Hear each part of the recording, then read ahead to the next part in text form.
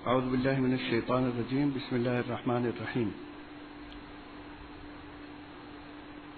اعلیٰ حضرت عظیم البرکت فاضل بریلوی مجدد میت حاضرہ سیدنا اعلیٰ حضرت امام احمد رضا خان صاحب فاضل بریلوی رضی اللہ تعالیٰ عنہ کی خدمت میں اردو کے مشہور شاعر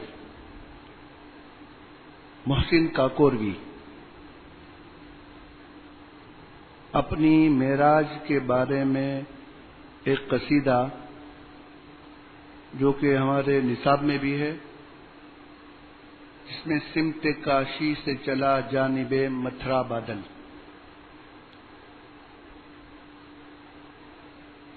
سیدنا اعلیٰ حضرت کو سنانے کے لیے آئے۔ ظہر کے بعد حضرت کی محفل ختم ہونے والی تھی، 2 شعر سنائے ہوں گے، اس کے بعد انہوں نے کہا کہ بقیہ اشعار عصر کے بعد سنائے جائیں گے۔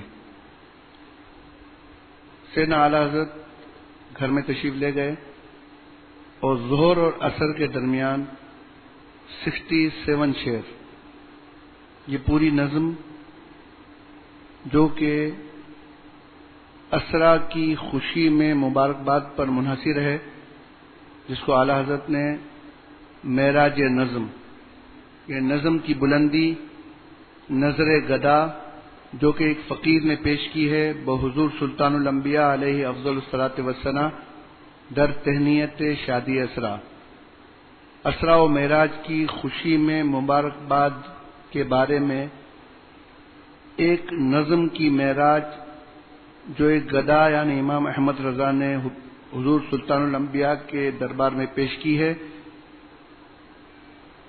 اس کا پہلا دیکھیے، صنعتیں بہت ہیں، فنون بلاغت میں 244 صنعتیں ہیں۔ ان 244 صنعتوں میں اگر ہم چلے گئے تو شاید ہو سکتا ہے کہ 5-6 شعر بھی مشکل سے ہوں۔ کسی دن اگر موقع ملا تو ان صنعتوں پہ بات کریں گے کہ یہ فنون کون کون سے ہیں۔ ان فنون میں ایک ہے براءت استحلال یا حسن ابتدا۔ شاعر پہلے مصرعے میں یا کسی کتاب کے خطبے میں، اور بعض اوقات جو قادر الکلام مصنف ہوتے ہیں وہ کتاب کے نام میں ہی یہ بتا دیتے ہیں کہ یہ کتاب کس موضوع پر ہے اور اس میں شاعر کا موقف کیا ہے، شاعر اس کتاب میں کس بارے میں کہنا چاہتا ہے۔ اور اس میں کچھ چیزیں اضافت بھی ہوتی ہیں، جیسے اعلیٰ حضرت عظیم البرکت نے اگر کسی کتاب کا نام رکھا ہے تو اس کتاب کے نام میں ہی اعلیٰ حضرت نے بتا دیا ہے کہ یہ کتاب کس موضوع پر ہے اور اس میں اعلیٰ حضرت کا موقف کیا ہے۔ ساتھ ساتھ اعلیٰ حضرت نے یہ بھی بتا دیا ہے کہ اس کی تاریخ کون سی ہے۔ اسی طرح عموماً آپ کو اعلیٰ حضرت کے خطبوں میں ملے گا کہ اعلیٰ حضرت کتاب کے خطبے میں ہی اپنا مسلک خطبے کے اندر ہی واضح کر دیتے ہیں۔ اسی کی ایک جھلک براءت استحلال یا حسن ابتدا، وہ سرور کشور رسالت جو عرش پر جلوہ گر ہوئے تھے، وہ سرور کشور رسالت جو عرش پر جلوہ گر ہوئے تھے۔ خوبیاں تو بہت سی ہیں، جس میں ایک خوبی کو ہم کہتے ہیں تجنیس کامل اور تجنیس جزوی۔ تجنیس کامل یہ ہوتی ہے کہ ایک شعر میں 2 لفظ ایسے ہوں جو ہم وزن ہوں اور اس میں اکثر لفظ ملتے جلتے ہوں۔ یہاں پر آپ دیکھیں گے کہ سرور اور کشور، اسی طرح آپ کو ملے گا طرب اور عرب، اسی طرح آپ کو ملے گا ساما اور مہما۔ تو یہ صنعت لفظی ہیں جن کی تقریباً 244 قسمیں ہیں. ہم نہیں چاہتے کہ اس کی طرف جائیں، ہم صرف اس اشعار کے معنی کی طرف جاتے ہیں تاکہ ہم اپنے ٹائم میں یہ قصیدہ پورا کر سکیں. قرآن شریف میں جب معراج شریف کا ذکر ہوا تو اس کی بھی ابتدا ہوا هو الذی اسری بعبدہ، سبحان الذی اسری بعبدہ، پاک ہے وہ ذات. اس ذات کی پاکی بیان کی گئی. اعلی حضرت نے بھی اس کی ابتدا وہ سرور کشور رسالت، وہ سرور جو رسالت کی سلطنت کے بادشاہ ہیں، وہ بادشاہ جو رسالت کی سلطنت کے سرور ہیں، جو عرش پر جلوہ گر ہوئے تھے. جب عرش پر جلوہ گر ہوئے تو عرب کے مہمان، اس سے سرکار دو عالم صلی اللہ تعالی علیہ وسلم کا ایک وصف ہے کہ سرکار دو عالم صلی اللہ تعالی علیہ وسلم عرب کے ہیں. نئے نرالے طرب کے ساما عرب کے مہمان کے لیے تھے. نئے نرالے طرب کے ساما عرب کے مہمان کے لیے تھے. تو معراج پر جب رسالت کی سلطنت کے بادشاہ تشریف لے گئے عرش پر، تو وہاں پر خوشیوں کے نئے نرالے سامان کیے گئے تھے. ہمارے یہاں اگر کوئی مہمان آئے تو اس کے لیے اسپیشل انتظام کیا جاتا ہے، خوشی منائی جاتی ہے، اور جو کچھ ہوتا ہے مہمان کے سامنے پیش کر دیا جاتا ہے. اور یہی عرب کی مہمان نوازی کا سلیقہ ہے. یہ مہمان نوازی نہیں ہے، یہ کنجوسی ہے کہ اگر کسی کے یہاں مہمان آئے تو وہ منہ بگاڑے اور کسی طرح بھگانے کی کوشش کرے. اللہ تعالیٰ سخی ہے اور سرکار دو عالم صلی اللہ تعالی علیہ وسلم اس کے محبوب ہیں. جب سرکار دو عالم صلی اللہ تعالی علیہ وسلم اللہ تعالیٰ کے بلانے پر عرش پر جلوہ گر ہوئے تھے تو ان کی مہمان نوازی کے لیے نئے نرالے خوشیوں کے سامان میسر کیے گئے تھے. بہار ہے شادیاں مبارک، چمن کو آبادیاں مبارک، ملک فلک اپنی اپنی لے میں یہ گھر انا دل کا بولتے تھے. اسی کو اعلیٰ حضرت بتاتے ہیں کہ بہار ہے شادیاں مبارک، چمن کو آبادیاں مبارک، ملک فلک اپنی اپنی لے میں یہ گھر یا گر دونوں ملتے ہیں. انا دل کا بولتے تھے. انا دل اندلیب کی جمع ہے. تو جو فرشتے تھے اور جو آسمان تھے وہ اپنے اپنے طریقے سے اپنے اپنے راگ میں اندلیب کی طرح گا رہے تھے. کیا گا رہے تھے؟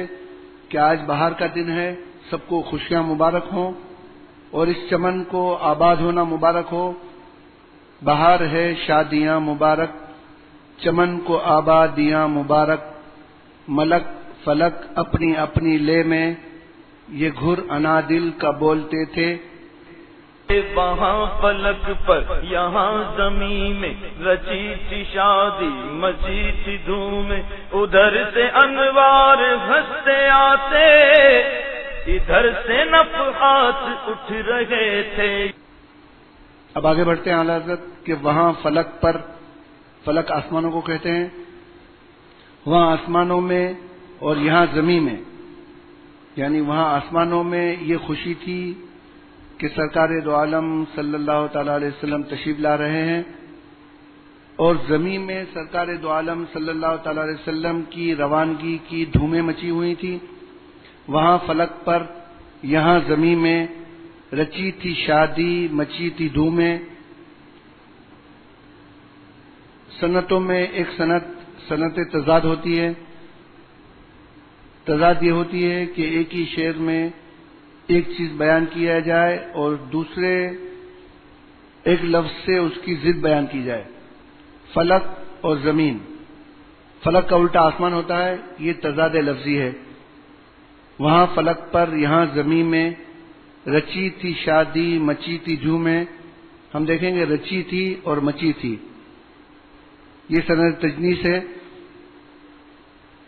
ادھر اور ادھر یہ سند تضاد ہے.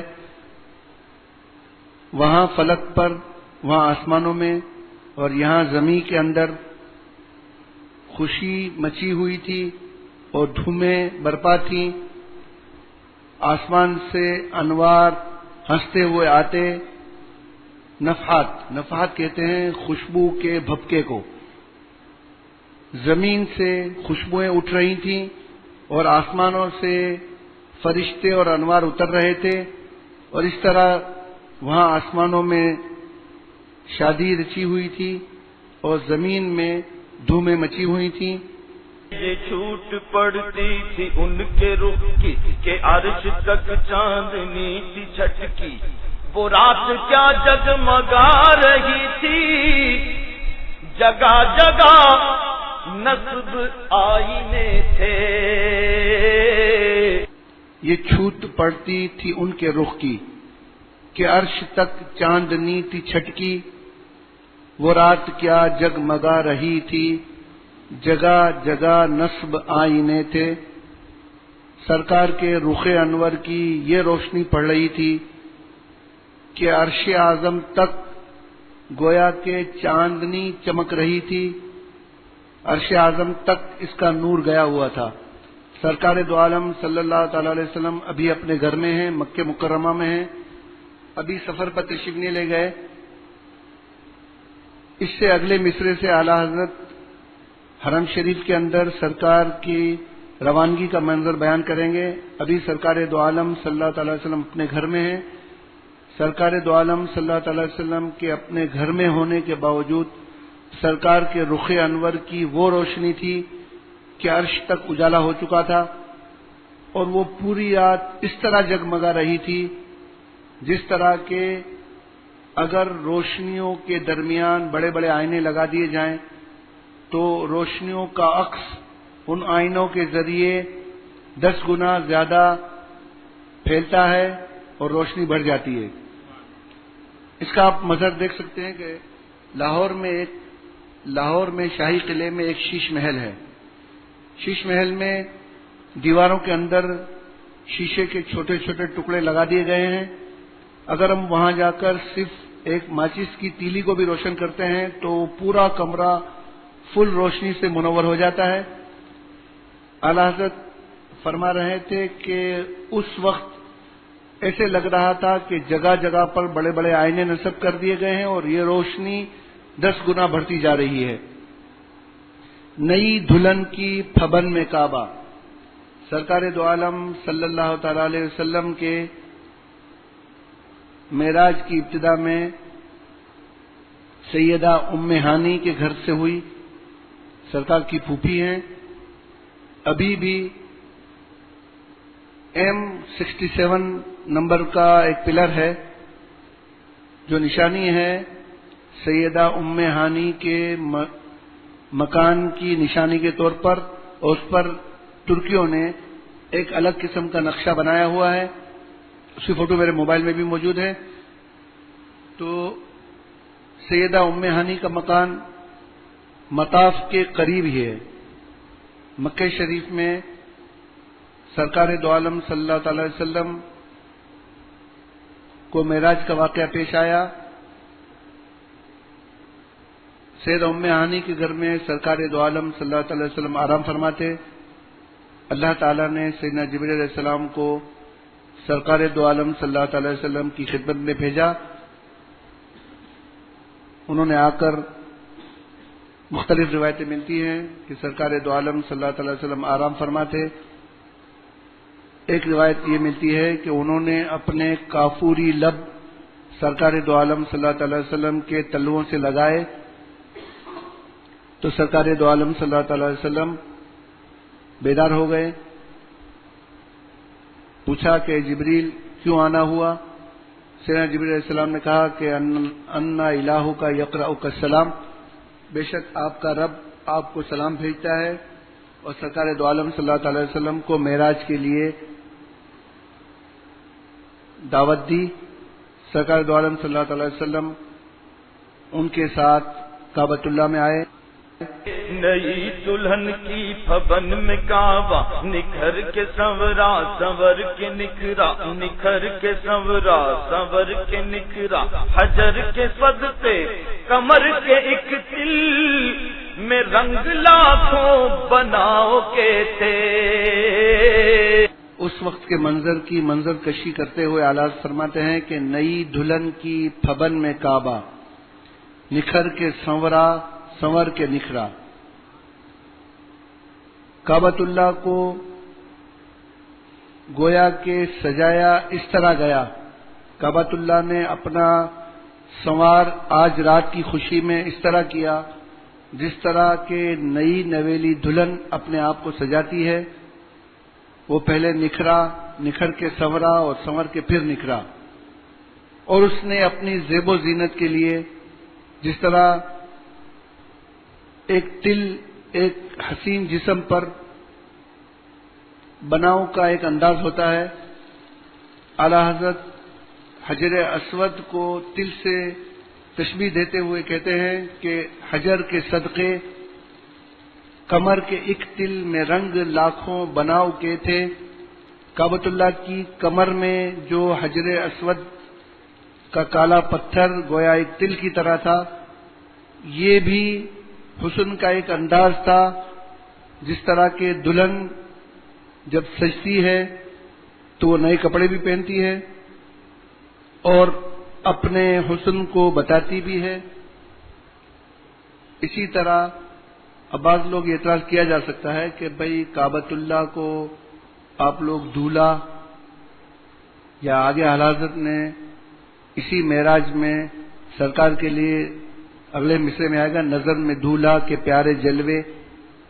تو سرکار دو عالم صلی اللہ تعالی علیہ وسلم کا ایک اسم گرامی عروس مملکت اللہ، اللہ تعالیٰ کی مملکت کے دھولا، ہماری درود شریف کی کتابوں میں ملتا ہے. اور کعبۃ اللہ کے بارے میں حدیث شریف میں الفاظ آتے ہیں کہ کعبۃ اللہ قیامت کے دن ایک عروس کی شکل میں ہوگا، ایک دلہن کی شکل میں ہوگا، اور جن لوگوں نے اس کا طواف کیا ہوا ہے وہ سب اس کے ساتھ چمٹ جائیں گے اور کعبۃ اللہ ان سب کو لے کر جنت میں چلے جائے گا. تو کعبۃ اللہ کے ساتھ دلہن کی جو تشبیہ ہے یہ احادیث میں وارد ہوئی ہے، اور سرکار دو عالم صلی اللہ تعالی علیہ وسلم کے لیے دولہا کی تشبیہ اگر حدیث میں وارد نہ بھی ہوتی تو چونکہ دولہا کسی بھی بارات کا مرکز ہوتا ہے، سرکار دو عالم صلی اللہ تعالی علیہ وسلم باعث تخلیق کائنات ہیں، اس لحاظ سے بھی کہ بارات میں سے اگر دولہا کو نکال دیا جائے تو کچھ بھی نہیں بنتا. جبکہ حدیث شریف میں آتا ہے کہ اے محبوب اگر میں تم کو پیدا نہ کرتا تو نہ میں آسمانوں کو بناتا نہ زمین کو بناتا. اگرچہ حدیث شریف میں دولہا کا لفظ وارد نہ ہوتا تو مانوی طور پر سرکار دو عالم صلی اللہ علیہ وسلم کی کائنات کی جان بھی ہیں. جس طرح بارات کی جان دولہا ہوتی ہے، اس طرح اس دنیا میں سرکار دو عالم صلی اللہ علیہ وسلم ہی باعث تخلیق کائنات ہیں.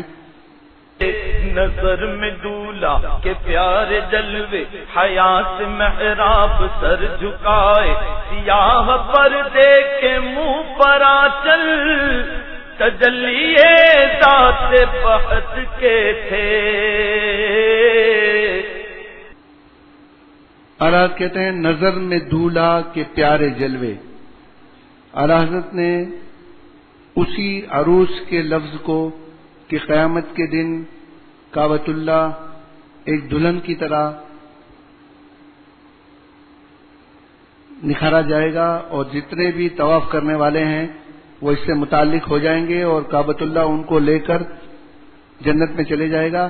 اعلیٰ اسی عروس کے لفظ کو، دلہن کے لفظ کو تشبیہتاً اشارہ میں استعمال کرتے ہیں کہ کعبۃ اللہ ایک دلہن کی طرح اپنا سر جھکائے ہوئے اور گویا کہ اس نے سیاہ پردہ منہ پہ ڈالا ہوا ہے اور اس میں اللہ تبارک و تعالی کی ذات احدیت کی تجلیاں چمک رہی ہیں. حضرت بتاتے ہیں نظر میں دولہا کے پیارے جلوے، حیا سے محراب سر جھکائے. ہم اگر محراب کو دیکھتے ہیں تو محراب گویا اس طرح نظر آتی ہے کہ ایک دلہن نے اپنے سر کو شرم سے جھکایا ہوا ہے، سیاہ پردے کے منہ پر آنچل، اور کعبۃ اللہ کو جو غلاف ہے کالا، وہ گویا سیاہ ایک اوڑھنی ہے جو کعبۃ اللہ نے اپنے منہ پر ڈالا ہوا ہے، اور اس پر جو تجلیات ہیں اس کے چہرے پر وہ ذات احدیت کی ہیں. سیاہ پردے کے منہ پر آنچل، تجلیے ذات بہت سے تھے. خوشی کے بادل امنڈ کے آئے، دلوں کے طاؤس رنگ لائے، وہ نغمہ نعت کا سما تھا، حرم کو خود وجد آ رہے تھے. خوشی کے بادل امڈ کے آئے، دلوں کے طاؤس رنگ لائے. طاؤس مور کو کہتے ہیں. اسی حالت میں جب کعبۃ اللہ میں سرکار دو عالم صلی اللہ علیہ وسلم تشریف لے گئے تو خوشی کے بادل اتنے آئے کہ ان کے لیے اعلی حضرت امنڈ کے آئے کا لفظ استعمال کرتے ہیں کہ پے در پہ بادل آنا. خوشی کے بادل پے در پہ آنے لگے، اور جو ملائکہ تھے اور جو انسان تھے اور جو نوری مخلوقات تھی ان کے دلوں کو مور سے تشبیہ دیتے ہوئے کہتے ہیں کہ دلوں کے طاؤس رنگ لائے. طاؤس بذات خود مور ایک پرندہ ہے جس میں بہت خوبصورت رنگ ہوتے ہیں، لیکن اعلیٰ کہتے ہیں کہ جو نوری مخلوق کے جو دل تھے ان پر ایک نیا نکھار، نیا رنگ آ گیا. وہ نغمہ نعت کا سما تھا، حرم کو خود وجد آ رہے تھے. سرکار دو عالم صلی اللہ تعالی وسلم کی وہ حمد بیان کی جا رہی تھی کہ حرم خود وجد کنا تھا، کعبۃ اللہ خود جھوم رہا تھا. یہ جھوما میزاب زر کا جھومر کہ آ رہا کان پر ڈھلک کر، فوار برسی تو موتی جھڑ کر حقیم کی گود میں بھرے تھے. جھومنے کا عالم یہ ہوا کہ یہ جھوما میزاب زر کا جھومر کہ آ رہا کان پر ڈھلک کر. میزاب رحمت جن لوگوں نے کعبۃ اللہ کی زیارت کی ہے، سونے کا ایک میزاب یا پرنالہ بنا ہوا ہے، اس پر جب پانی پڑتا ہے تو اس کے آخر میں ایک پترا لگا ہوا ہے. اس پترے پہ جب پانی پڑتا ہے تو وہ پترا ہلتا ہے، اور جو پانی کعبۃ اللہ کی چھت سے گرتا ہے وہ ایک جگہ دھار بن کے نہیں گرتا بلکہ قطرے قطرے ہو کر پوری حتیم میں پھیل جاتا ہے. جب کبھی ابھی بھی مکہ شریف میں بارش ہوتی ہے، نجدی حکومت اب تو یہ کرتی ہے کوشش کہ وہاں سے تمام لوگوں کو نکال دے حتیم کے اندر سے، لیکن پہلے یہ ہوتا تھا کہ جب بھی بارش ہوتی تھی ہم لوگوں کو موقع ملتا تھا، ہم لوگ گھس جاتے تھے. تو یہ نہیں ہوتا تھا کہ صرف ایک جگہ پہ پانی گر رہا ہے، اس کے آگے جو پترا لگا ہوا ہے اس کی وجہ سے سب جگہ پوری حتیم میں پانی کے قطرے گرتے تھے. بعض اوقات تو یہ دیکھا گیا ہے کہ پورے کعبۃ اللہ میں بارش ہو رہی ہے، پورے مطاف میں بارش ہو رہی ہے، لیکن کعبۃ اللہ پہ برف گرتی تھی یا اولے پڑتے تھے، اور یہ موتی بن کر حتیم میں گرا کرتے تھے. حالات اسی کو کہتے ہیں کہ یہ جھوما میزاب زر کا جھومر.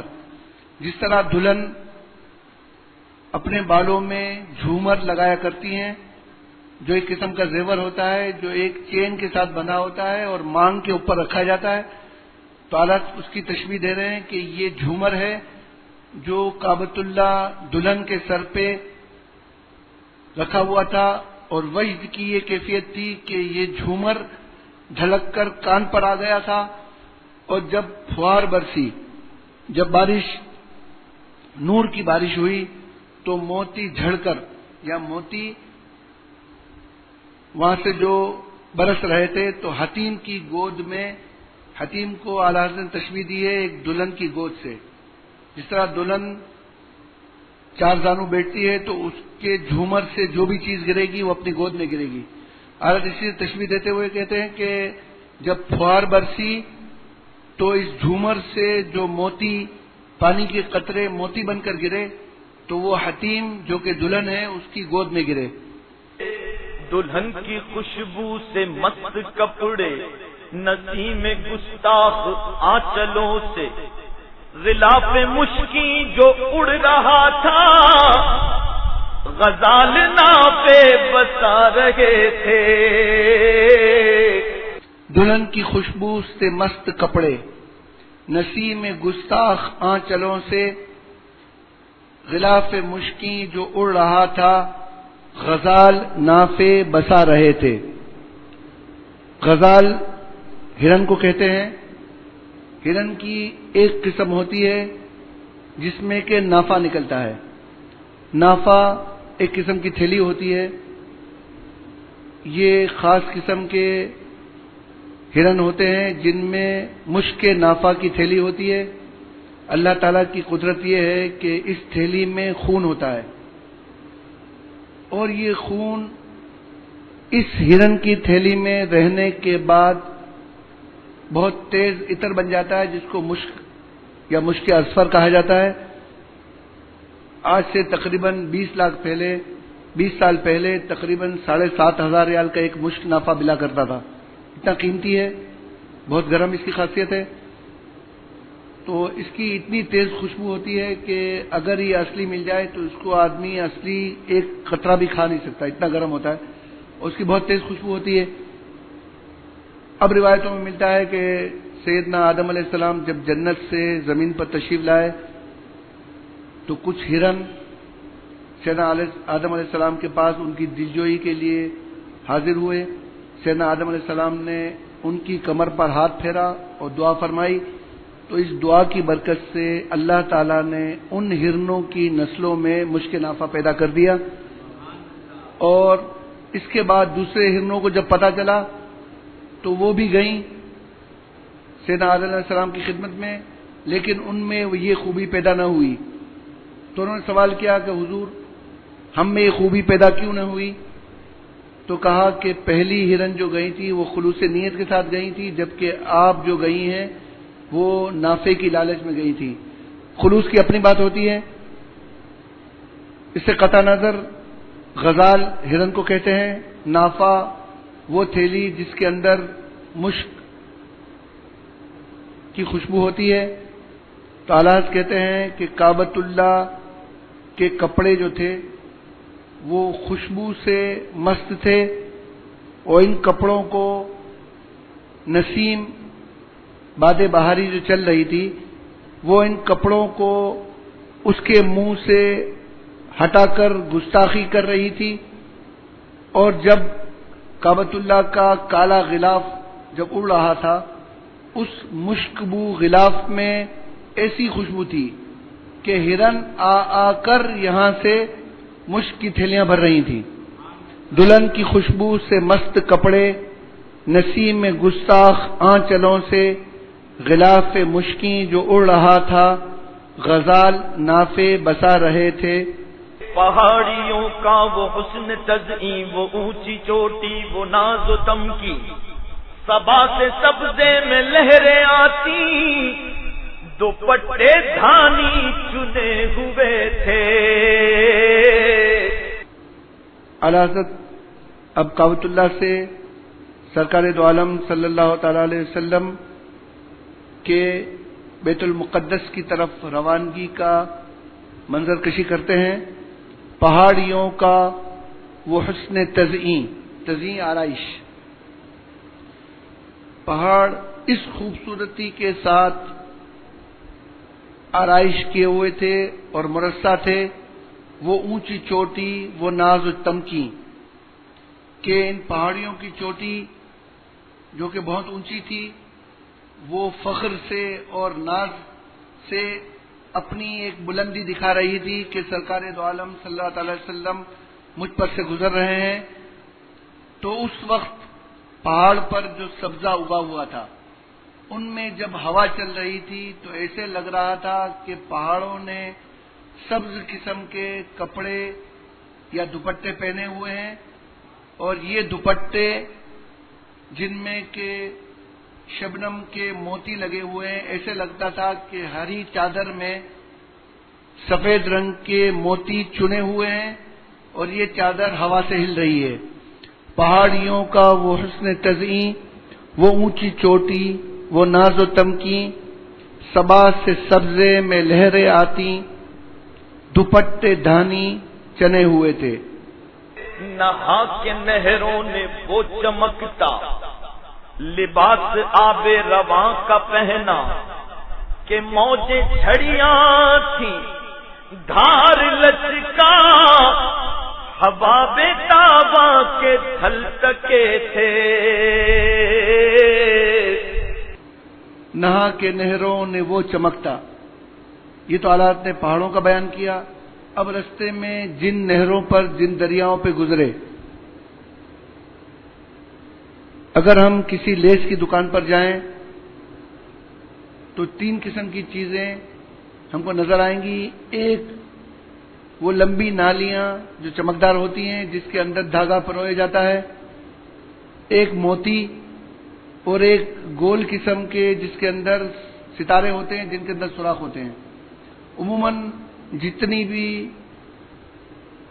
ایمبرائڈری کے علاوہ جو کام ہوتا ہے اس میں یہ 3 چیزیں لگتی ہیں۔ آلات کہتے ہیں کہ نہا کے نہروں نے وہ چمکتا۔ نہر بذات خود پانی پر مشتمل ہوتی ہے۔ آلات کہہ رہے ہیں کہ نہر نہا کے تازہ پانی سے غسل کر کر تیار ہو گئی تھی، اور انہوں نے اپنا پرانا مٹی والا جو پانی کا لباس تھا اتار کر صاف و شفاف پانی کا لباس پہن لیا تھا، اور یہ پانی چونکہ چلتا تھا تو جب چلتا تھا تو اس میں جو نہریں تھیں وہ ایسے لگتا تھا کہ یہ لچکا لگا ہوا ہے، جس کو کہ ہم گول لمبی قسم کی نالیاں ہوتی ہیں، یہ چھڑیاں تھیں، اور جو اس کی دھار تھی، اس میں جو موجیں تھیں یہ چھڑیوں کی طرح تھیں، اور جو اس میں دھار تھی، جب موجوں کا جو کنارہ بنتا ہے اس کو اعلیٰ حضرت کہتے ہیں کہ دھار لچکے کی طرح تھے، اور جب یہ موجیں الٹتی ہیں تو بلبلے نکلتے ہیں جن کو حباب کہتے ہیں۔ یہ حباب ان موتیوں کی طرح تھے جو کسی لباس میں یا دوپٹے میں سیے جاتے ہیں۔ تو آلات کہتے ہیں کہ نہا کے نہروں نے وہ چمکتا لباس آب رواں کا پہنا، نہروں نے نہا دوڑ کر ایک چمکتا ہوا بہتے ہوئے پانی کا لباس پہن لیا۔ اس میں جو موجیں تھیں وہ چھڑیوں کی طرح تھیں، اس میں آرائش کی ہوئی تھی دھار کی، گویا لچکا تھا، اور جو چمکتے ہوئے بلبلے تھے ایسے لگتا تھا کہ موتی ٹکے ہوئے ہیں۔ پرانا پرداغ ملگجا تھا، پرانا پرداغ ملگجا تھا، اٹھا دیا فرش چاندنی کا، ہجوم تارے نگاہ سے کوسوں، قدم قدم فرش بادلے تھے۔ پرانا پرداغ ملگجا تھا، اٹھا دیا فرش چاندنی کا۔ جیسا کہ آپ کو معلوم ہے کہ 27ویں شریف کو معراج ہوئی، 27ویں رات کو چاند نہیں ہوا کرتا، جب چاند نہیں ہوتا تو چاندنی بھی نہیں ہوتی۔ تو حالات کہتے ہیں کہ چاند نہیں تھا، یہ بات نہیں ہے، چونکہ چاندنی کا جو لباس تھا نا وہ میلا تھا، پرانا ہو گیا تھا، اور اس کی جو سفید چاندنی جب میلی ہو جاتی ہے، اگر کوئی مہمان آنے والا ہو تو اس کو ہٹا دیا جاتا ہے۔ تو حالات کہتے ہیں کہ پرانا پرداغ ملگجا، ملگجا یعنی مٹیالہ تھا، اٹھا دیا فرش چاندنی کا۔ چاندنی فرش کے طور پر بچھائی جاتی ہے۔ اعلیٰ حضرت اس صنعت کو استعمال کرتے ہوئے کہتے ہیں کہ چاندنی یا زمانہ صنعت ہے کہ چاندنی سے مراد سفید کپڑا جو کسی مہمان کے آنے پر بچھایا جاتا ہے کسی اسٹیج کو سجانے کے لیے۔ تو اعلیٰ کہتے ہیں کہ یہ چاندنی کا جو فرش تھا، اس سے مراد چاند موجود نہیں تھا اس وقت، تو چاندنی بھی نہیں تھی، تو یہ چونکہ پرانا ہو گیا تھا، مٹیالہ ہو گیا تھا، اس کو ہٹا دیا گیا اور اس کی جگہ جو نگاہ کے تار، آنکھوں کا جو تار ہے، اس کو اعلیٰ حضرت آنکھوں کے تار کو نورانی شعاعوں سے تشبیہ دیتے ہیں. ہجوم تارے نگاہ سے کوسوں، سینکڑوں میل تک، قدم قدم فرش بادلے تھے. بادلہ وہ کپڑا ہوتا ہے جس پر کہ موتی ٹکے ہوئے ہوں. تو ہجوم تارے نگاہ سے کوسوں، قدم قدم فرش، بادلے کا فرش بچھا دیا گیا تھا. اب بادلے سے مراد ان بادلوں کا فرش بھی لے سکتے ہیں کہ بادل ہمیشہ اجلا اور سفید رنگ کا ہوا کرتا ہے، اور چاندنی کبھی میلی بھی ہو جاتی ہے. اس وقت چاندنی نہیں تھی.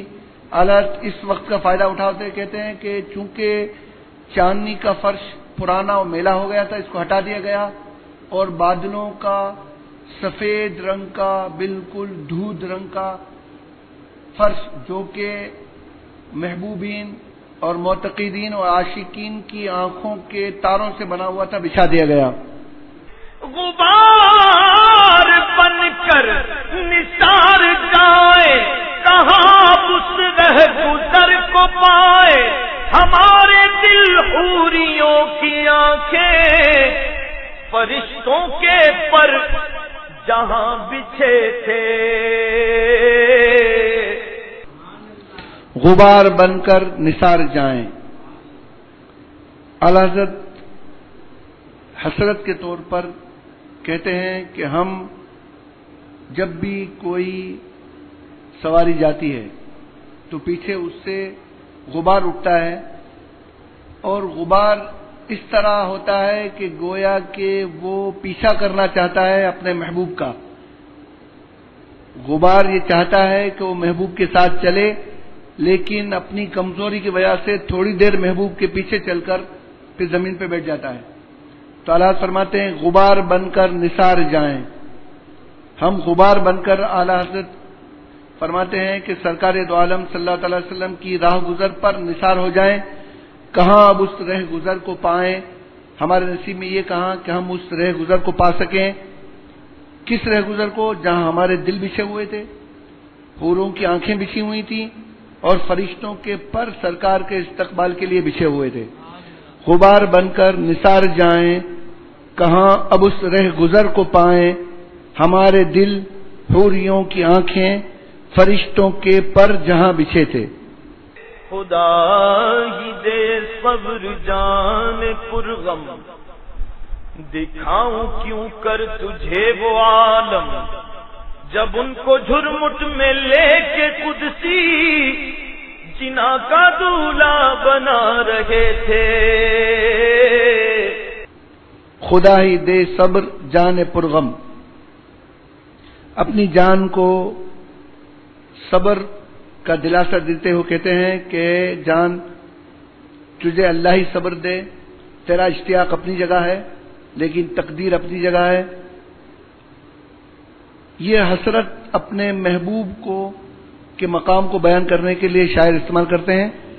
خدا ہی دے صبر جان پرغم، یہ اپنے آپ کو ملامت کرنے کے ساتھ اپنے محبوب کے وصف کی خوبی بیان کرتے ہیں کہ خدا ہی دے صبر جان پرغم، دکھاؤں کیوں کر تجھے وہ عالم کہ تو اس کی استطاعت ہی نہیں رکھتا.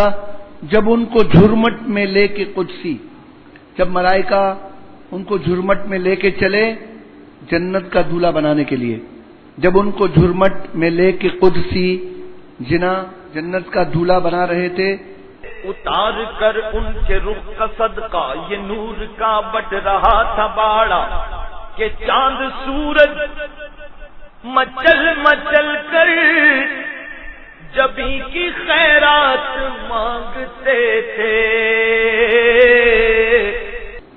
اب سرکار کو کس طرح سنبھالا جا رہا تھا؟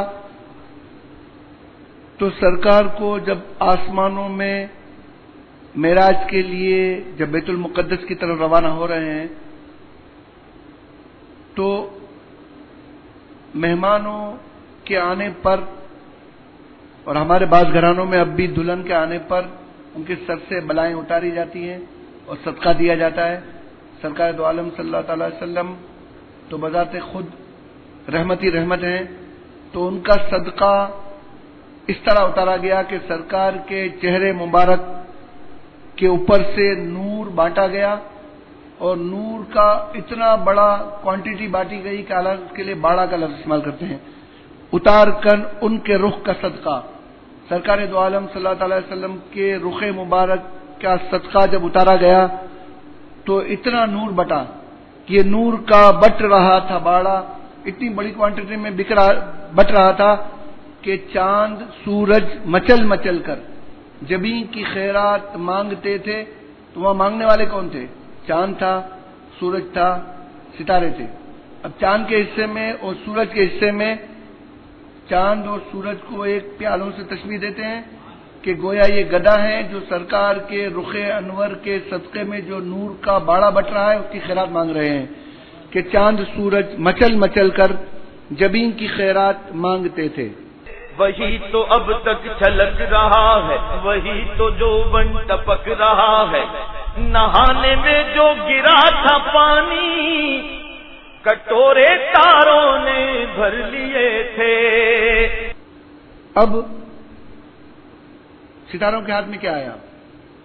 ستاروں کے بارے میں حضرت کہتے ہیں وہی تو اب تک چھلک رہا ہے، وہی تو جوبن ٹپک رہا ہے، نہانے میں جو گرا تھا پانی کٹورے تاروں نے بھر لیے تھے۔ بھئی وہ تو چاند اور سورج تھے، انہوں نے تو سرکار کے چہرے مبارک کا جو نور کا صدقہ بٹا وہ پایا۔ اب یہ تاروں کو کیا ملا؟ کہہ رہے ہیں کہ یہ تارے جو اب ہم کو جھلمل کرتے ہوئے چمکتے ہوئے نظر آتے ہیں، یہ کٹورے ہیں جو تاروں نے سرکار کے غسل مبارک کا جو پانی نکلا تھا اس کو کٹوروں میں تاروں نے بھر لیا تھا، وہ اب تک چمک رہا ہے۔ وہی تو اب تک چھلک رہا ہے، وہی تو جوبن ٹپک رہا ہے، نہانے میں جو گرا تھا پانی کٹورے تاروں نے بھر لیے تھے۔ ارے بھائی آپ نے جنت کو بھی دے دیا، آپ نے سورج کو بھی دے دیا، چاند کو دے دیا، اب جنت کو کیا ملا؟ کہتے ہیں بچا جو تلووں کا ان کے دھون، سرکار کے چہرے مبارک کا صدقہ جو اتار ملا وہ تو چاند سورج نے لے لیا، جو نہانے میں پانی گرا تھا وہ تو تاروں نے بھر لیا۔ اب جو تلووں کے دھونے کا جو پانی تھا اس کو کیا کیا گیا؟ اس سے جنت میں رنگ و روغن کیا گیا، اس سے جنت کی آرائش کی گئی، اور سرکار دو عالم صلی اللہ تعالی وسلم نے اپنے جو کپڑے پہنے ہوئے تھے جب وہ بانٹے تو اس سے جنت کے جو باغ تھے اس کے پھول بنائے گئے۔ جنت کے اندر جو نورانی پھول ہیں وہ سرکار دو عالم صلی اللہ علیہ وسلم کے پہنے ہوئے کپڑوں سے بنائے گئے۔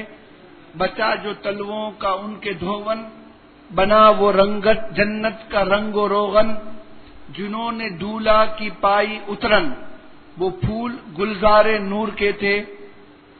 بچا جو تلووں کا ان کے دھون، بنا وہ جنت کا رنگ و روغن، جنہوں نے دولہا کی پائی اترن، وہ پھول گلزار نور کے تھے۔ خبر یہ تحویل مہر کی تھی کہ رت سہانی گھڑی پھرے گی، وہاں کی پوشاک زیب تن کی یہاں کا جوڑا بڑھا چکے تھے۔ اب سورج جب ایک منزل سے دوسری منزل میں جاتا ہے، اس کو علم نجوم کی اصطلاح میں تحویل مہر کہتے ہیں۔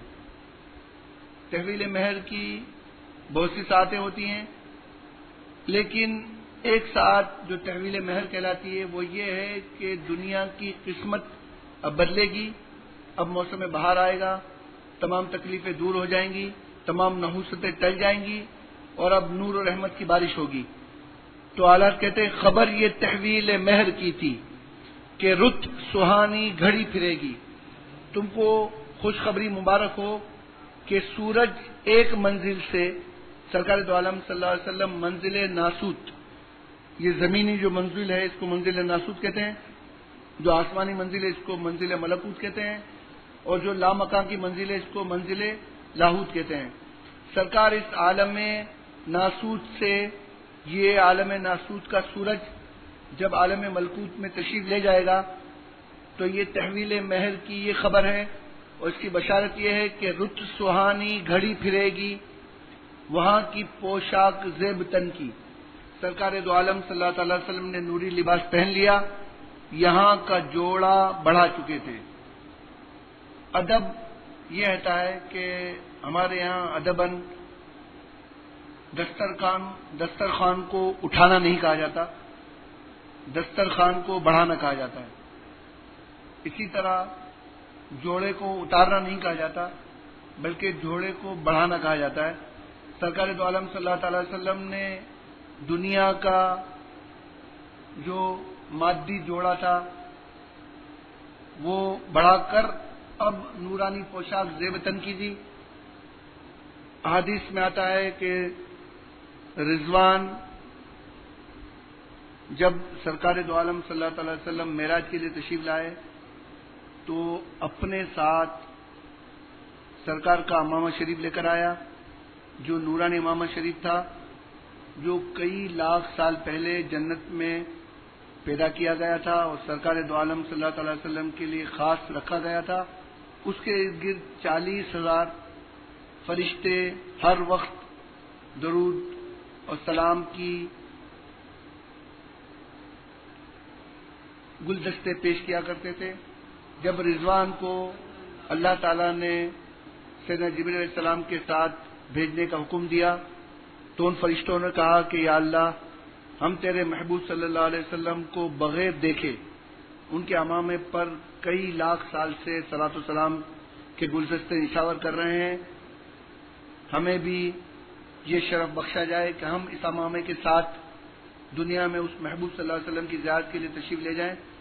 تو اللہ تعالیٰ نے ان کو اجازت دی۔ وہ فرشتے یہ امامہ شریف لے کر آئے تھے جو نورانی امامہ تھا۔ روایتوں میں اس کی تفصیل ملتی ہے۔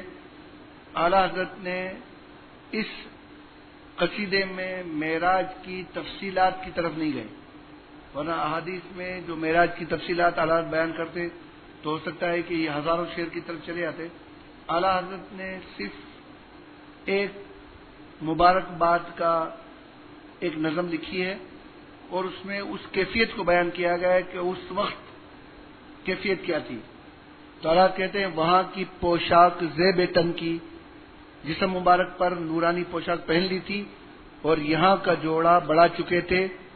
تجلی حق کا صحرا سر پر، صلاۃ و تسلیم کی نچھاور، دو رویا قدسی پرے جما کر کھڑے سلامی کے واسطے تھے، جو ہم وواہوں سے خاک گلشن لپٹ کے قدموں سے لیتے اترن، مگر کرے کیا نصیب میں تو یہ نامرادی کے دن لکھے تھے۔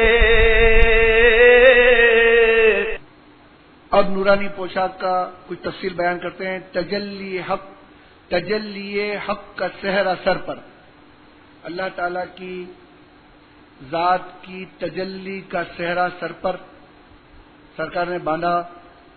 صلاۃ و تسلیم سرکار پر نشاور کی، صلاۃ و سلام کی نشاور ہو رہی تھی اور سرکار اس شان سے تشریف لے جا رہے تھے کہ دونوں طرف قدسی یعنی فرشتے، دونوں طرف فرشتے لائن لگا کر کھڑے ہوئے تھے اور سلامی کے واسطے دونوں طرف لائن لگا کر کھڑے تھے اور صلاۃ و تسلیم کی نشاور کی جا رہی تھی، درود السلام کے پھول نشاور کیے جا رہے تھے سرکار پر، اور سرکار دو عالم صلی اللہ تعالی وسلم کے سر اقدس پر اللہ تعالیٰ کی تجلی حق کا صحرا سر پر تھا۔ تجلی حق کا صحرا سر پر صلاۃ و تسلیم کی نچھاور، دو رویا دونوں جانب قدسی فرشتے پرے جما کر لائن لگا کر کھڑے سلامی کے واسطے تھے۔ اعلیٰ حضرت اب پھر حسرت بیان کرتے جو ہم بھی وہاں ہوتے خاک کے گلشن، اگر ہم اس زمین کی خاک بھی ہوتے تو لپٹ کے قدموں سے لیتے اترن۔ تو سرکار کے لباس مبارک یا سرکار کے غسل مبارک کا جو پانی تھا وہ ہم شاید حاصل کر سکتے، مگر کریں کیا، نصیب میں تو یہ نامرادی کے دل لکھے تھے، مگر کریں کیا کہ تقدیر میں ہمیں اس جگہ پر حاضری نہیں لکھی ہوئی تھی۔ چونکہ وہاں حاضری نہیں لکھی ہوئی تھی تو ہم تصورات میں اس جگہ حاضری کا تصور کر لیتے ہیں۔ ابھی نہ آئے تھے پشت زی تک کہ سر ہوئی مغفرت کی شلک، صدا شفاعت نے دی مبارک، گناہ مستانہ جھومتے تھے۔ ابھی نہ آئے تھے پشت زی تک، زین کہتے ہیں گھوڑے کی پشت پر بیٹھنے کے لیے جو زین کسی جاتی ہے، تو براق پر ابھی سرکار سوار بھی نہیں ہوئے کہ سرکار دو عالم صلی اللہ تعالی علیہ وسلم کی امت کی مغفرت کی بشارتیں سنا دی گئیں۔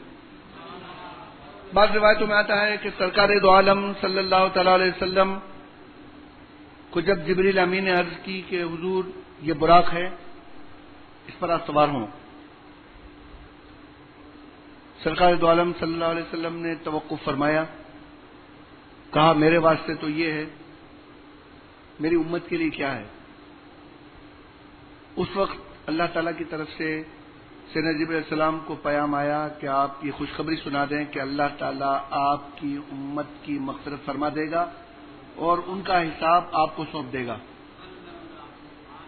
تو ابھی سرکار روانہ نہیں ہوئے کہ مغفرت کی خوشخبری کی سلامی کی توپیں، شلک کہتے ہیں سلامی کی توپوں کو، تو سرکار ابھی پشت زین تک نہیں پہنچے ہیں، ابھی براق پر بیٹھے نہیں ہیں کہ مغفرت کی بشارت کی توپیں چلا دی گئیں۔ صدا شفاعت ندی مبارک، شفاعت کا جب مقام دیا گیا تو شفاعت نے سرکار دو عالم صلی اللہ تعالی وسلم کو مبارکباد دی کہ آپ نے اپنی امت کو بخشوا لیا۔ تو اس شفاعت کی اس تہنیت یا اس مبارکبادی سے گناہ گار تو گناہ گار جو گناہ تھے وہ بھی مستانہ جھومنے لگے۔ گناہ اس لیے بھی جھومتے تھے کہ خدا تیرا شکر ہے کہ ہماری مغفرت کر دی گئی، ورنہ ہماری پاداش میں ہماری وجہ سے سرکار دو عالم صلی اللہ علیہ وسلم کی امت کو اگر عذاب ہوتا اور مغفرت نہ ہوتی تو سرکار کے دلوں کو رنج پہنچتا، چونکہ اب مغفرت کی بشارت سنا دی گئی، یہ گناہ امتیوں کے لیے اب نقصان دہ نہیں ہے، اس لیے گناہ بھی مستانہ وار جھوم رہے تھے۔ عجب نہ تھا رقص کا چمکنا، غزال دم خوردہ تھا بھڑکنا، شعائیں بکے اڑا رہی تھی، تڑپتے آنکھوں پہ سائقے تھے۔ عجب نہ تھا رقص کا چمکنا، مختلف کتابوں میں مختلف رقص کی تعویلیں کی گئی ہیں۔ رقص سے کسی نے رخش مراد لیا ہے کہ سرکار کا چہرہ مبارک، ہمیں استادوں نے پڑھایا، اس سے انہوں نے کہا کہ رقص سے مراد وہ گھوڑے جیسا جانور یا براق ہے، سواری کے جانور کو بھی رقص کہتے ہیں، ڈکشنری میں نہیں ملا۔ عجب نہ تھا اس براق کا چمکنا یا بدکنا، غزال دم خوردہ سا بھڑکنا، کہ وہ اس طرح بھڑک رہا تھا یا اس طرح پریشان ہو رہا تھا اور اس طرح بدک رہا تھا گویا کہ وہ گھبرا گیا ہے۔ اب اعلی حضرت بتاتے ہیں کہ اس براق کا یہ بدکنا اور یہ براق کا یہ بھڑکنا بے وجہ نہیں تھا۔ کیوں؟ کہ نور کی بہت تیز شعائیں آ رہی تھی جو اس کی آنکھ پر پڑ رہی تھی، اور آنکھ پر نورانی بجلیاں گر رہی تھی، وہ اتنی نورانیت تھی کہ اس کی آنکھوں پر جانور جب کوئی تیز چمک دیکھتا ہے تو بدک جاتا ہے۔ یہ براق تو خود نورانی جانور تھا، لیکن سرکار دو عالم صلی اللہ تعالی وسلم کے رخ انور پر وہ نور کی تجلیاں تھیں، اور اللہ تعالیٰ کا وہ نور برس رہا تھا کہ وہ نورانی جانور بھی بدک گیا اور پھڑک رہا تھا اور چمک رہا تھا. عجب نہ تھا رخش کا چمکنا، غزال ہرن دم خوردہ گھبرائے ہوئے ہرن کی طرح بھڑکنا، شعائیں بکے اڑا رہی تھی. بکے کہتے ہیں بڑے بڑے جیسے بادل بھر کر آتے ہیں، یا جیسے آپ نے دیکھا ہوگا کہ جب دھواں نکلتا ہے تو ایک ساتھ دھواں نکلتا ہے، پھر رک جاتا ہے، پھر دھواں دوبارہ طاقت کے ساتھ آتا ہے، تو اس کو بکے اڑانا کہتے ہیں. شعائیں بکے اڑا رہی تھیں، تڑپتے آنکھوں پہ سائقے، سائقے یعنی بجلیاں، آنکھوں پر بجلیاں چمک رہی تھیں. ہجوم میں امید ہے گھٹاؤ، مرادیں دے کر انہیں ہٹاؤ، ادب کی باغیں لیے بڑھاؤ، ملائکہ میں یہ بلبلے تھے. اب سرکار دو عالم صلی اللہ تعالی علیہ وسلم براق پر سوار ہو گئے. ہجوم میں امید ہے گھٹاؤ. سرکار دو عالم صلی اللہ تعالی علیہ وسلم کی سواری کو امتیوں کی اور تمام مخلوقات کی امیدوں نے گھیر لیا تھا. اب جب کوئی شاہی سواری آتی ہے تو اس میں لوگوں کو ہٹانے کے لیے دو قسم کے کام کیے جاتے ہیں. یا تو لوگوں کو دھکا دے کر دھتکار کا ہٹا جائے، یا لوگوں کو جو مانگ رہا ہے ان کو ان کی من کی مرادیں دے دی جائیں تو لوگ چلے جاتے ہیں.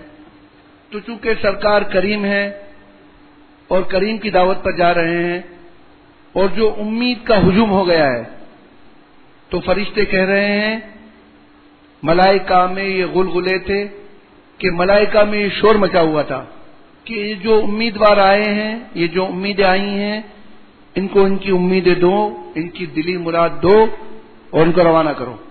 ہجوم میں امید ہے گھٹاؤ، مرادیں دے کر انہیں ہٹاؤ، دھکا دے کر نہیں ہٹاؤ بلکہ ان کی مرادیں دو تاکہ روانہ ہو جائیں. ادب کی باغ لگام کو کہتے ہیں. فرشتوں میں یہ آواز تھی کہ ادب سے سرکار دو عالم صلی اللہ تعالی علیہ وسلم کی براق کی باغ کو لو اور آگے بڑھاؤ، اور جو یہ ہجوم امید ہے ان کو ان کی مرادیں دے کر ان کو روانہ کرو.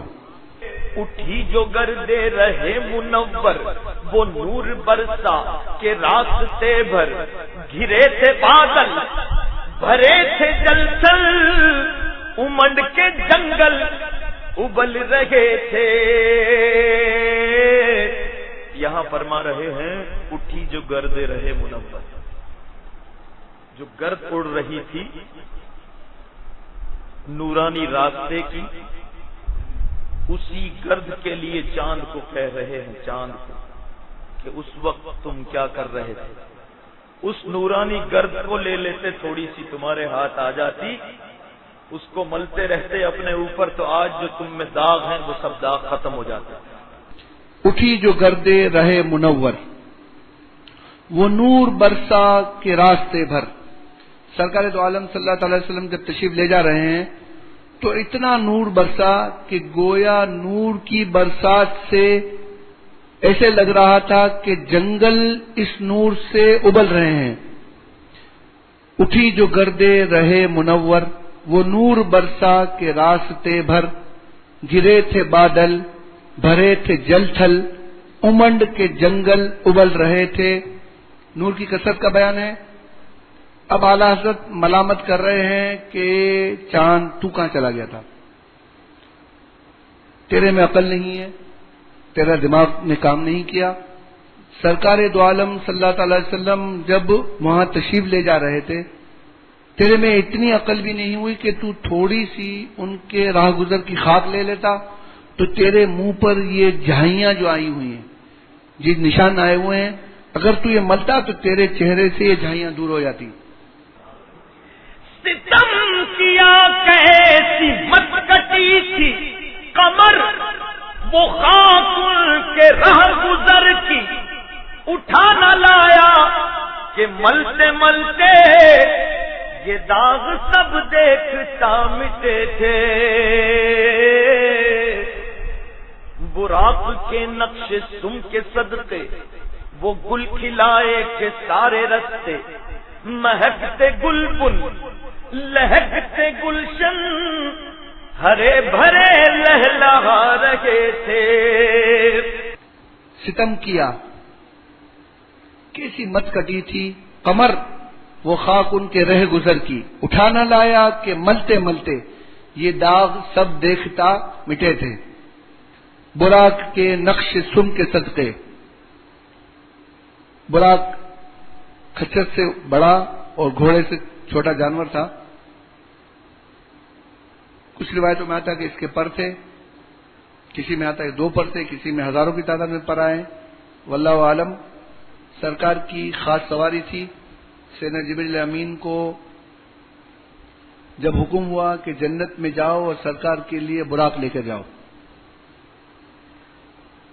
میں کہنا بھول گیا, جب سرکار دو عالم صلی اللہ تعالی علیہ وسلم براق پر تشریف لے جا رہے تھے تو انہوں نے کہا کہ میری امت کے لیے کیا ہوگا. تو سیدنا جبریل نے ایک بشارت یہ دی, امت کی مغفرت کی بشارت بھی دی اور یہ بھی بشارت دی کہ جب آپ کے امتی پل صراط سے گزریں گے تو ان کے لیے ہم ایسا براق لائیں گے کہ جو پلک جھپکتے میں ان کو پل صراط سے پار کر دے گا. تعالیٰ فرماتے ہیں کہ براق کے نقش سم کے صدقے. سم گھوڑے کے پاؤں میں جہاں پر نال لگائی جاتی ہے اس کو سم کہتے ہیں. براق کے نقش سم کے صدقے اس کا جو نشان بنتا تھا وہ گل کھلائے, اس نے وہ پھول کھلائے کہ سارے رستے تمام گلبن مہک گئے, تمام گلشن لہک رہے تھے اور یہ ہرے بھرے پھول اور باغات لہلہا رہے تھے.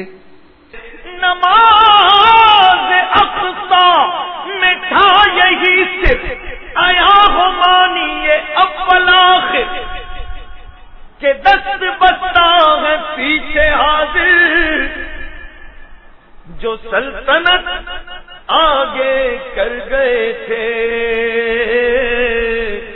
اب سرکار دو عالم صلی اللہ تعالی وسلم کی سواری مسجد اقصی میں پہنچی. اعلیٰ حضرت اس کی حکمت یہ بیان کرتے ہیں کہ نماز اقصی میں تھا یہی سر.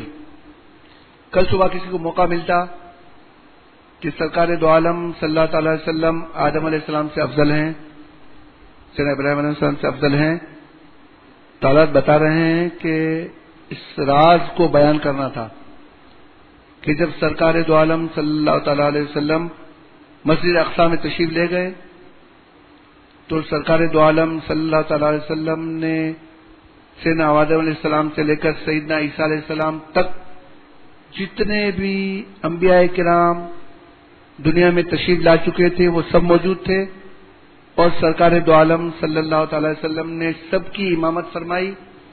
یہ امامت افضلیت کی دلیل ہے. اس کے بعد تمام انبیاء کرام نے خطبے دیے. ان خطبوں کا بیان احادیث کی کتابوں میں ملتا ہے. تو سرکار دو عالم صلی اللہ تعالی وسلم نے جب خطبہ دیا اور اپنے فضائل بیان کیے تحدیث نعمت کے طور پر, تو تمام انبیاء کرام نے متفقہ طور پر سرکار کی افضلیت کا اقرار کیا. اعلیٰ فرماتے ہیں نماز اقصی میں تھا یہی سر. سر یعنی راز.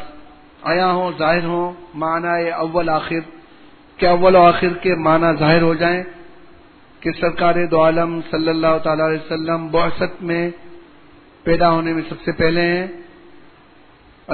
سرکار دو عالم صلی اللہ تعالی علیہ وسلم خلقت میں سب سے پہلے ہیں اور بعثت میں سب سے آخری ہیں.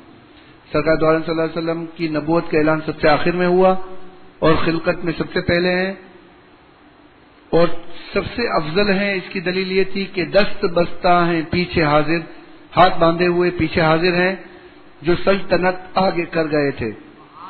دست بستہ کہتے ہیں ادب سے ہاتھ باندھ کر کھڑے ہونا. اعلیٰ حضرت نے نماز کی مناسبت سے کہ نماز میں آدمی ہاتھ باندھ کے کھڑا ہوتا ہے یہ محاورہ استعمال کیا ہے کہ دست بستہ ہیں پیچھے حاضر, جو آگے سلطنت نبوت میں جو بادشاہ تھے وہ سب سرکار دو عالم صلی اللہ تعالی وسلم کے پیچھے کھڑے ہوئے ہیں اور سرکار ان کی امامت فرما رہے ہیں. سرکار امام الانبیاء ہیں اور سرکار ان سب سے افضل ہیں. نماز اقصی میں یہی راز تھا کہ اول و آخر کا معنی ظاہر ہو جائے کہ دست بستہ ہیں پیچھے حاضر جو سلطنت آگے کر گئے تھے. یہ ان کی آمد کا دبدبا تھا نکھار ہر شے کا ہو رہا تھا، نجوم و افلاک جام و مینا اجالتے تھے کھنگالتے تھے، نقاب الٹے وہ مہر انور جلال رخسار گرمیوں پر، فلک کو ہیبت سے تپ چڑھی تھی، تپکتے انجم کے آبلے تھے۔ اب سرکار دو عالم صلی اللہ تعالی علیہ وسلم آسمانوں کی طرف روانہ ہوتے ہیں۔ یہ ان کی آمد کا دبدبا تھا کہ ہر شے کو نکھارا جا رہا تھا۔ نجوم و افلاک، نجوم تارے، افلاک آسمان، جام و مینا اجالتے تھے کھنگالتے تھے۔ جب گھر میں مہمان آتا ہے تو گھر والے گھر کے برتن دھوتے ہیں، ان کو دھو کر، ان کو سکھا کر، ان کو چمکا کر رکھتے ہیں۔ تو سرکار دو عالم صلی اللہ تعالی علیہ وسلم جب معراج پر تشریف لے جا رہے تھے تو جب آسمانوں سے گزرے تو آسمان اپنے تاروں کو اور اپنے چاند کو اور اپنے سورج کو چمکا کر اجلا کر کے تیاری کر رہا تھا۔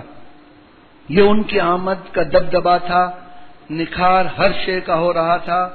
نجوم و افلاک جام و مینا اجالتے تھے کھنگالتے تھے، نقاب الٹے وہ مہر انور۔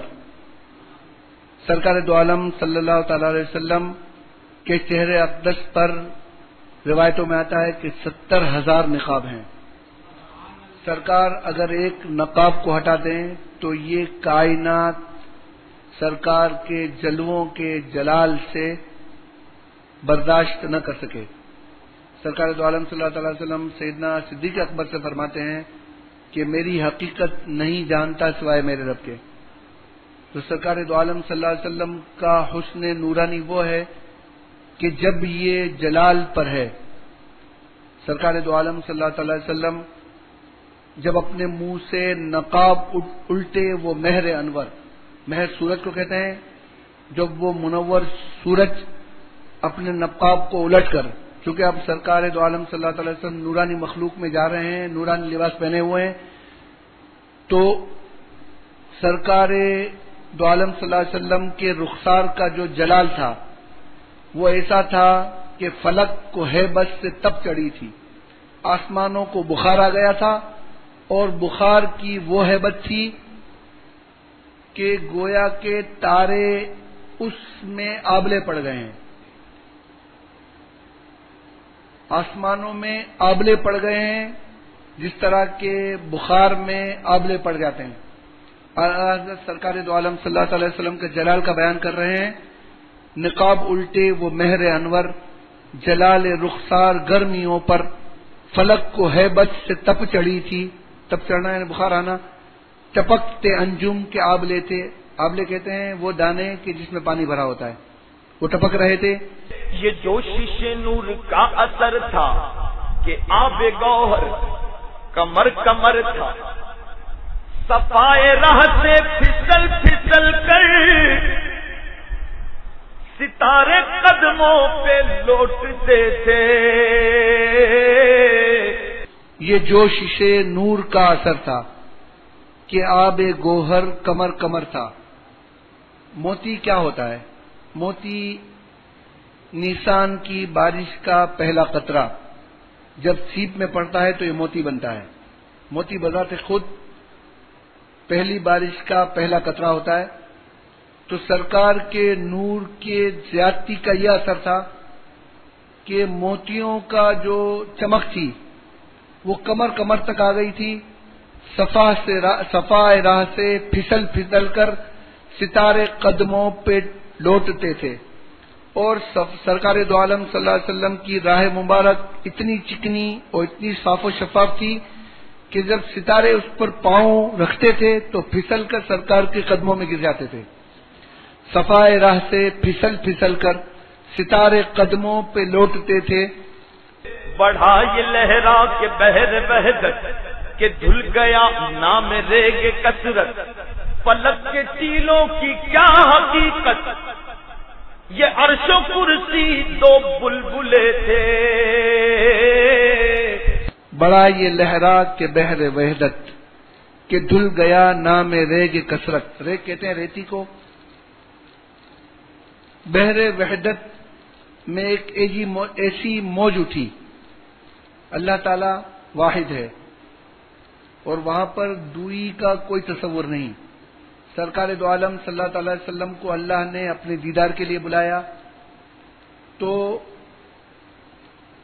بحر وحدت بڑھ کر آیا اور ایسا آیا کہ کثرت کی ریت ساری دھل گئی.